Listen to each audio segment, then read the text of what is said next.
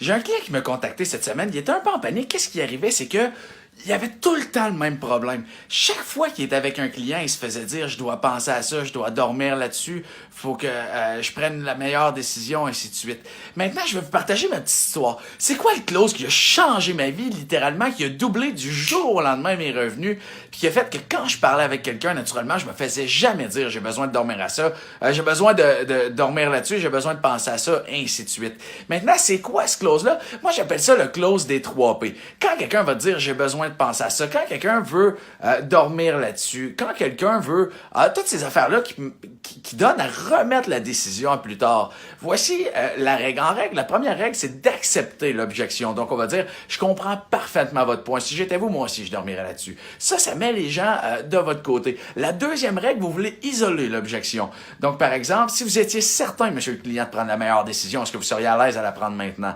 À ce moment-là, la personne va dire oui, fort probablement, parce qu'à moins d'être fou, si on sait qu'on prend la meilleure décision, on la prend, right? Ça fait du sens. Donc, vous avez acquiescé, vous avez dit, oui, je vous comprends parfaitement, mais si vous étiez certain de prendre la meilleure décision, est-ce que vous la prendriez maintenant? Du moment qu'il dit oui, vous allez dire, parfait, monsieur le client. Moi, avec mon expérience, on m'a souvent expliqué que c'est l'un des 3 P qui cloche régulièrement quand les gens doivent dormir là-dessus parce qu'ils savent pas encore si c'est la meilleure décision. Maintenant, c'est quoi les 3 P? C'est simple, laissez-moi vous parler. C'est le produit, c'est la personne ou c'est le prix. Si on commence avec le produit ou le service, est-ce que vous pensez que c'est réellement ce que vous avez de besoin? Si la personne répond oui, passez au deuxième. Puis du côté de la personne avec moi, est-ce que ça a bien fonctionné? Est-ce que vous avez confiance en moi? Est-ce que vous êtes certain que je suis la bonne personne pour vous aider à amener votre entreprise ou ce que vous faites vers un prochain niveau ou la bonne personne pour faire X pour vous? Si la personne répond oui, ensuite, allez-y vers le prix. Donc, à partir du moment que vous aimez le produit, monsieur le client, puis que vous savez que c'est ce que ça vous prend, puis qu'avec moi, on va amener votre entreprise à un prochain niveau,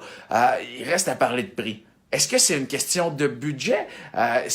Puis là, vous attendez que la personne donne sa réponse, parce que c'est forcément une question de budget. Si elle a parlé qu'elle aimait le produit, si elle a parlé que vous aimez vous, ben après ça, il reste le prix. Puis c'est à partir de là que ça peut accrocher, puis que vous allez pouvoir négocier pour pouvoir remonter la valeur de votre produit pour pouvoir closer sans nécessairement avoir à diminuer votre prix. Donc, servez-vous de ce clause-là, le clause des 3 P. Donnez raison à la personne, dites-lui que vous feriez pareil. Ensuite, isolez l'objection, demandez-lui. Si vous étiez sûr de prendre la meilleure décision, la prendriez-vous maintenant? Puis ensuite, utilisez la règle des 3 P. Est-ce que c'est le produit? Est-ce que c'est la personne? Est-ce que c'est le prix? Closez là-dessus. Je souhaite du bon closing, gang. Ayez pas peur. C'est le fun d'avoir des objections. Chaque non vous rapproche d'un oui. C'est là que le véritable plaisir commence. C'est là qu'on démarque le vrai vendeur. Donc, merci d'avoir pris le temps d'écouter. Je vous souhaite une excellente journée. J'espère que vous n'aurez plus de problème avec l'objection. Je dois dormir là-dessus.